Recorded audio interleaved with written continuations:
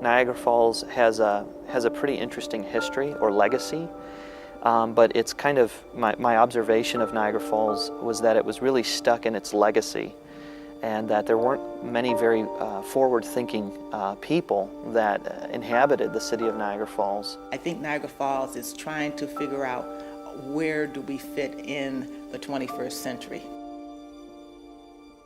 But once I got here and spending time with the people, I realized that there was a sense of that there was no hope, that they didn't think things could get better. Really, it seemed like, to me, it's getting worse.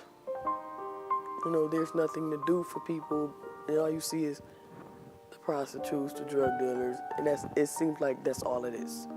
I think in a city like this, where you see, when you walk around, you see abandoned buildings, stuff tore down, it kind of makes you feel down. Because this is supposed to be a, what do they call it, visitor city, and it's not.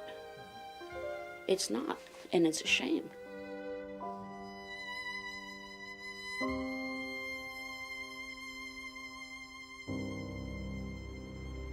You lost jobs 1,000 at a time, and then you're trying to rebuild the structure 100 jobs at a time.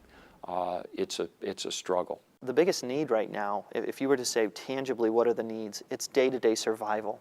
So when we look at the data, a lot of people will say that their struggles are finding a job, finding health care, finding food, affordable housing, and an opportunity to move forward. These are daily concerns that, honestly, in order for them to see a future, they have to be able to take care of themselves. And what we see in Niagara Falls is there is a very tangible inability to take care of themselves. Do you feel a desire in the community for that to change? Oh, definitely. I'd like to see more people come together. I mean, there's not enough of it. There's not any continuity, and so there's a sense of I'll take care of mine and I'll hold on to mine rather than let's work together to reach the community. The biggest thing would be unification, bringing people, organizations, businesses, those types of things together and trying to really spark things. The church has the capacity to totally turn this world upside down. And that I know, and I believe that with all my heart, if in fact they would just do it. The Isaiah 61 project is designed to bring together the resources that exist within the community, find any holes that may be in those, see how we can work to fill those gaps, fill those holes, but to be collaborative. To me, it's always been the case that real change has to come from the grassroots up.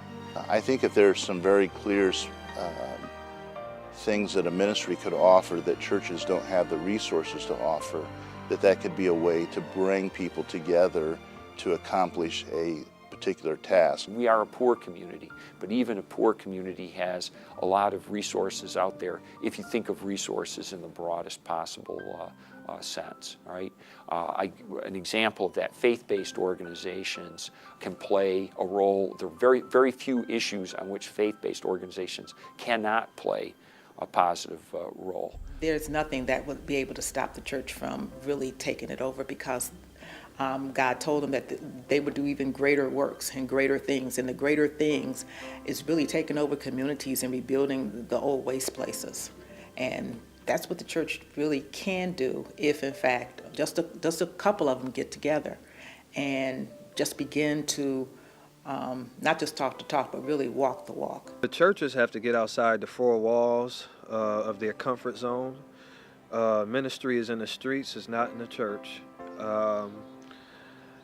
I mean, the preaching is good, but at the end of the day, you know, you still got people out here dying inside. You know, you got people walking around lost, hopeless, no motivation, no inspiration, and we need more mentoring, spiritual mentoring in the streets.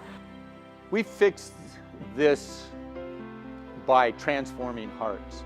And my hope would be that if somebody did come to me on the street, that there would be a place and a time where the church at Niagara Falls could look at that individual and they could look at their church and they could say that I know of someone who can help you with this tangible need. If it's food, if it's shelter, if it's a job, The reality is, those marginalized people, the best solution, in my opinion, is the lay people of the church in Niagara Falls. If the spiritual leadership in the city can come together for one common cause, and that's to help the city grow inwardly, then it can be expressed outwardly.